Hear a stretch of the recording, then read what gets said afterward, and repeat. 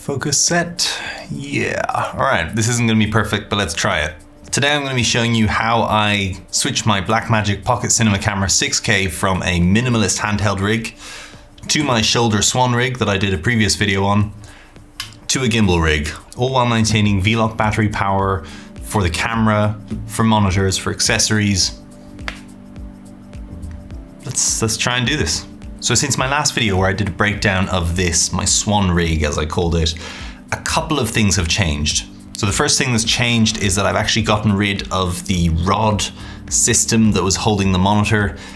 It just wasn't working for me. It was more cumbersome than it needed to be, and it wasn't solid enough for me. So now I'm using this friction arm, which is a double ball head friction arm by Small Rig, which is just awesome. I've seen this for a long time and I've never bought it because I thought I have enough friction arms and I have the longer friction arms, but actually this thing is beautifully built and it's very well designed to be able to quickly release and attach and modify the placement of it. So I'm very glad that I got that, and so that is why that is now a permanent feature on this rig. And the second thing is that if you watched my Swan Rig video, you'll remember that the V-Lock dummy plate was here on the left of the camera cage, and that didn't really work for me when it came to having it in this minimal setup, because it was just getting in the way of all my cables, and it meant that I had very untidy cables, which I didn't like.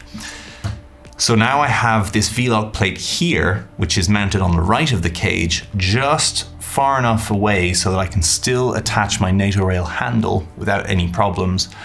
And it doesn't obstruct with any lenses, it doesn't obstruct with the controls. I can still reach my fingers under there just fine. It does even provide a little bit more security over the power button, just so that it doesn't accidentally get switched off, although that's never happened to me, but you never know. There's a first time for everything. And most importantly, it doesn't extend out much, if at all, further than the cage does, which means that when I'm mounting it on the gimbal, I don't need to mount the camera even further offset out to the left.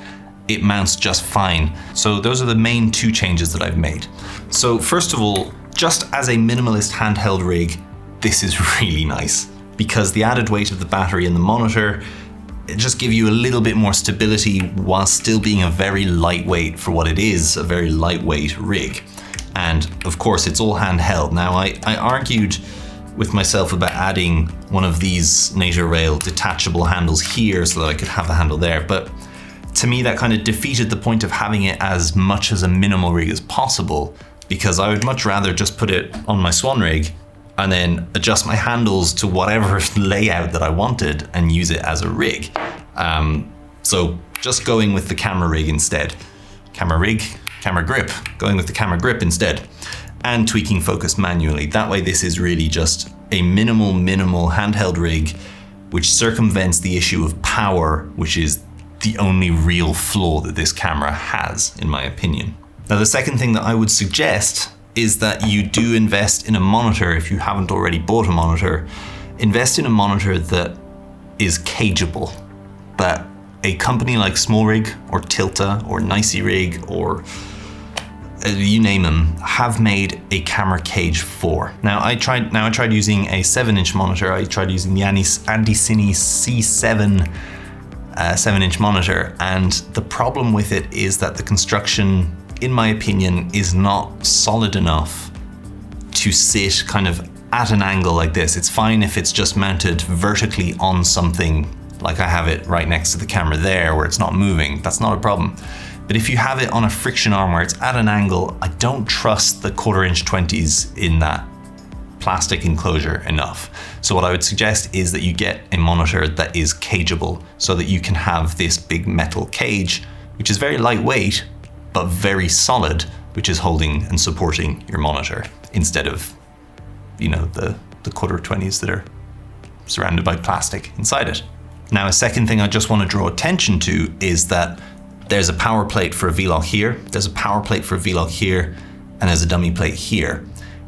Now, you can do all of this with just one power plate that you swap between your gimbal and your rig. But for me, the interest of time is more important than the interest of initial cost of buying a second power plate. So do with that what you will. I mean, you can certainly do this with less gear than I have here, fewer parts that you just have to move around more between gimbal and rig and handheld. But that's up to you. I chose the easy route.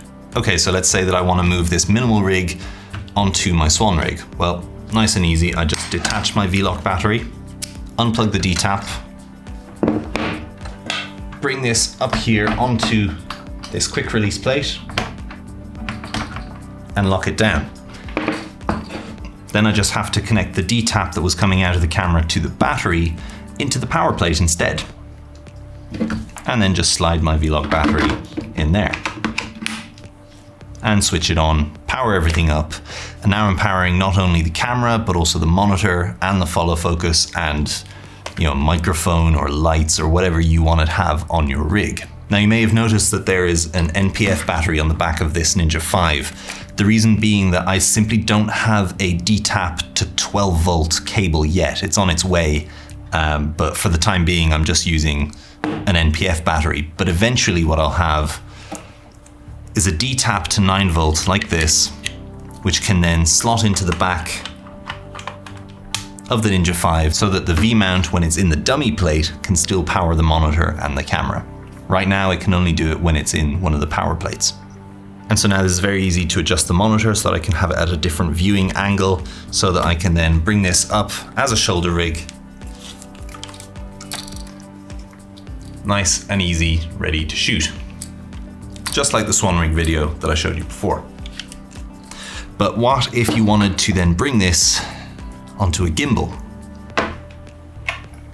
Let me clear up some stuff here. So what I have here is the Zhiyun Crane 2S, which has been lowered down on the roll axis, which I showed you how to do in a previous video, if you're interested in that. Attached to this is a small rig side handle, which I've actually turned into a back handle because it works well for kind of underarm sling shooting. Attached to that is this Andy Cine power plate, which I've also placed a NATO rail on so that I can quickly release it if I need to. And so that's why I was saying if you wanted to only have the one power plate going between the shoulder rig and this, well then you can just put a NATO rail on that. And then, if you want to, well, you've got the rods right there mounted on it to mount onto your rig. But as I have two of them, I don't see why I would do that. Then I've got a DF digital photo arm that's sticking out here. Now right now I have an Andy Cine A6 monitor on here, which is fine because, as I say, I have it spare. So once again, let's just pop out our D-tap there. Pop out our battery, bring it over here. We're going to take off the top handle because we don't need that for the gimbal. Just going to unplug this HDMI cable because we're using it on a different monitor. And then I'll just go ahead and release the camera from the rig. And we're going to bring it over here and place it on the Zhiyun Crane 2S. Okay, let's just go ahead and plug it all in. So that goes to the D-tap. This comes over here to the HDMI port, and then let's just give it a quick balance. So we're tilting off around that way. Now bear in mind, when you're balancing a gimbal with cables coming out of the camera that aren't going into the gimbal, you're always going to get some offset. What's important to remember is that that offset is really not all that big. It might seem like it's swinging the camera around, but it's really not actually all of that big an offset on the motors. So let's go ahead and lock one motor. Let's go ahead and lock the other motor. Right, so we got some pretty heavy tilt forwards, so we'll just adjust that. Push this forward a little bit. Forward, no, push it back a little bit.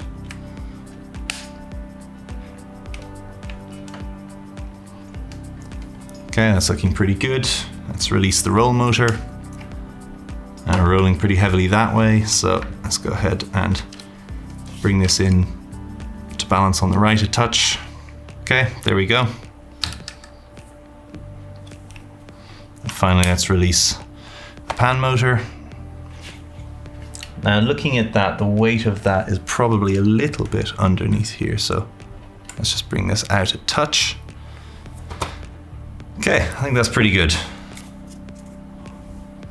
It's a little on the top heavy side as well. All right. Now I'm gonna go ahead, stick my V-Lock in there, power it on, and now if I switch on the camera, switch on the gimbal,